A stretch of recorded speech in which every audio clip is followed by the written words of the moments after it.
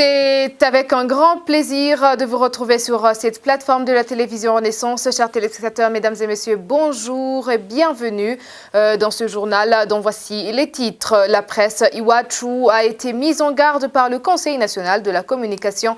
Elle serait accusée de donner des informations déséquilibrées. Hors de nos frontières, les accords de convention de partenariat bilatéral entre les jeunes avocats de Kinshasa et ceux du Rwanda ont été signés. Dans le domaine sportif, 8 pays qualifiés dans le quart de finale de la CAN sont déjà connus. Plus de détails dans ce journal, voici pour le sommaire.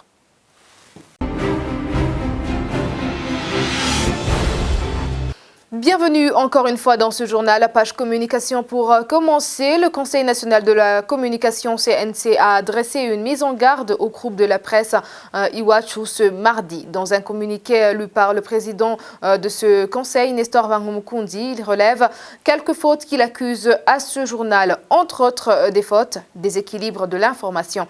Il avertit que ce journal risque des sanctions sévères une fois qu'il ne se corrige pas. Nestor Bangoumukundi.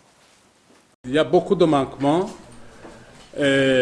pratiquement au niveau de chaque numéro de ce journal. Nous avons constaté qu'il y avait l'un ou l'autre article qui accusait des imperfections, mais de façon globale, on a constaté que le manquement le plus récurrent, c'est le déséquilibre de l'information, où on trouve que dans l'un ou l'autre article, on a parlé d'une institution, de quelqu'un, sans lui donner l'occasion de s'exprimer, et cela s'appelle déséquilibre de l'information.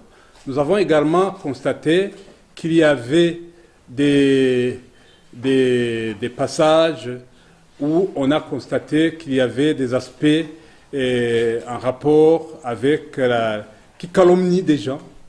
Et cela est vraiment intolérable par la loi et punissable par la loi régissant la presse et éventuellement d'autres lois nationales. C'est juste quelques exemples que je donne. Sinon, il y a beaucoup de fautes et elles ont été inventoriées. Vous pouvez accéder à ces manquements. Nous les avons déjà inventoriés. Pour quiconque voudrait en savoir plus, il peut approcher le service chargé du monitoring. Mais si on a décidé d'adresser une mise en garde à ce journal, c'est que nous avons constaté que ce journal est resté insensible au conseil lui fourni par le CNC, mais aussi il a constamment fait fi des dispositions légales pertinentes en matière de respect de la loi régissant la presse.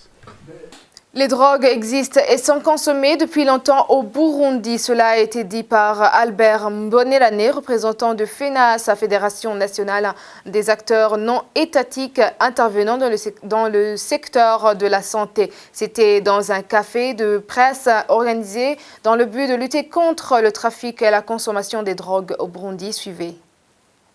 De tous les temps et toute civilisation, il y a eu des drogues et l'existence des usagers de drogues est un fait réel. Les drogues ont leur histoire et culture, ancienne et contemporaine, qu'elles soient illicites ou légales. La drogue est une réalité au Burundi. La consommation de la drogue est répandue dans tous les coins du pays et l'impact de cette consommation est d'ordre social, économique et sanitaire. Le trafic et l'abus de drogue figurent parmi les causes de mortalité, de morbidité. La drogue est une des causes d'infection du VIH/SIDA et de l'hépatite C et de ce fait pose un problème de santé publique. La consommation des drogues étant plus concernée dans les centres urbains qu'ailleurs, c'est ainsi que la FENAS a pris comme zone d'action pour ses activités de plaidoirie la mairie de Bujumbura et la ville de Gitega, et en passant par les voies de communication, les médias, nous voudrions que ces messages puissent atteindre tout le public burundais. Nous apprécions les efforts du gouvernement du Burundi dans cette lutte contre les drogues, notamment les dispositions du Code pénal sur les stupéfiants, l'ordonnance ministérielle sur les stupéfiants, le plan stratégique national de la santé mentale et l'unité de la police antidrogue. Page agriculture pour poursuivre ce journal. Le Burundi vient de recevoir une aide de 200 tonnes de riz en provenance du Japon. Cela a été annoncé par Deo Guide Lulema, le ministre de l'Environnement, Agriculture et Élevage. Selon ce ministre, le Japon apprécie la gestion de l'aide précédemment donnée au Burundi.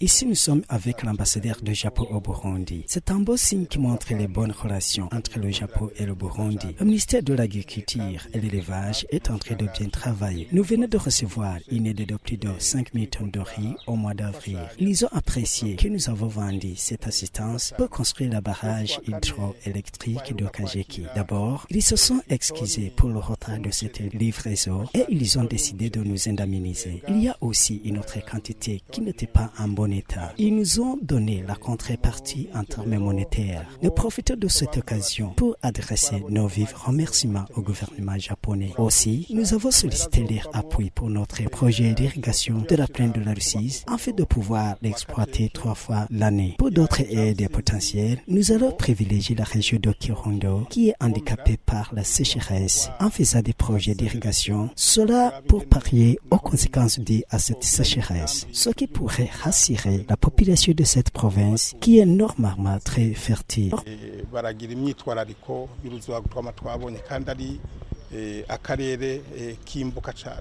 Hors de nos frontières, l'Union des jeunes avocats du barreau de Kinshasa, Matete, de la République du Congo, a signé les accords de convention de partenariat bilatéral avec ceux du Rwanda dans le cadre de faciliter leurs tâches entre les deux pays librement.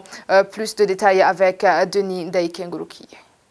L'événement marqua cette activité a eu lieu à Kigali ce lundi. Maître Francis Kitenge, le président de l'Union des jeunes avocats du barreau de Kinshasa Matete, dit que ces accords de convention étaient nécessaires du moment où le président lui aussi les a servi un bon exemple depuis qu'il a visité le Rwanda. Lorsque le chef de l'État de notre pays, M. Félix Antoine Tshisekedi, a fait le premier pas en venant ici, signer des pactes avec le Rwanda. Nous avions senti également un retour, un feedback du côté de la République de Rwanda en termes d'un nouvel élan entre nos deux États. Nous avions, nous, en tant qu'avocats, saisi l'occasion pour approcher les nôtres. Et je crois très positivement que nous allons inciter beaucoup d'opérateurs économiques à avoir confiance dans nos deux structures, grâce à nos deux structures, à venir investir et donc se sentir un peu sécurisés parce que là, ils ont l'avantage d'avoir des avocats qui sont unis pour la cause de la justice et donc également pour le développement du jeune avocat. Quant à Maître Pihabimana, le président des jeunes avocats du barreau du Rwanda, fait savoir que ces accords viennent ouvrir les frontières pour les deux côtés et peuvent même aller sur le plan international. Aujourd'hui, le monde vit dans la globalisation pour dire que nos avocats doivent aussi s'ouvrir sur le monde extérieur. Notre partenariat est comme un débit. On ne peut pas aller à Paris ou à Washington sans passer par les pays voisins. Umuntu azajya i Paris cyangwa se ngo ajye Washington atabashe no kuba yajya no mu gihugu twegeranye. Une équipe de ces jeunes avocats ont profité de l'occasion pour visiter le site mémorial du génocide des Tutsis, Gisozi, pour s'assurer réellement de l'histoire du génocide des Tutsis, tués en 1994. Le barreau de Kinshasa Matete est composé de plus de 4000 avocats. Parmi eux, plus de 200 sont encore jeunes. Celui du Rwanda, il est composé de 1200 avocats et plus de 700 sont encore jeunes. Merci Denis Daïkengurukiye. Page sport pour clore ce journal. Dans la Coupe d'Afrique des Nations qui se déroule en Égypte, les 8 pays qualifiés pour les quarts de finale sont déjà connus. La compétition se poursuivra ce 10 et 11 juillet. Les détails sur le déroulement du 8e de finale et sur les équipes qui se croiseront en quart de finale avec Thierry Bugilindabi. Les 8e de finale ont livré leur verdict après la première soirée de ce lundi qui a vu la Côte d'Ivoire et la Tunisie se qualifier.